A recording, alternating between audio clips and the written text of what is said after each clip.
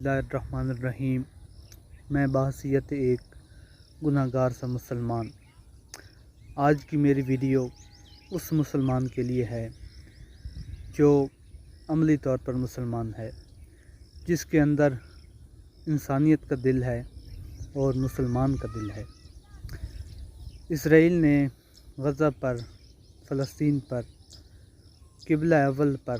مسجد اقصی پر مکمل قبضہ کرنے کی اعلان کر دیا ہے، اور ادھر پاکستان میں ہوٹلوں پر شراب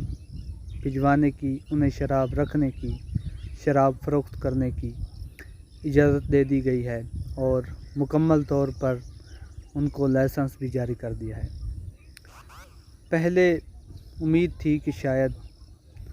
پاکستان کچھ کرے گا،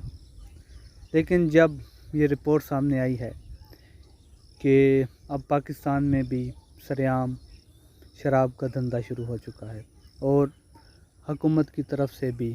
اجازت مل چکی ہے، اس ملک میں یہ سب ہو رہا ہے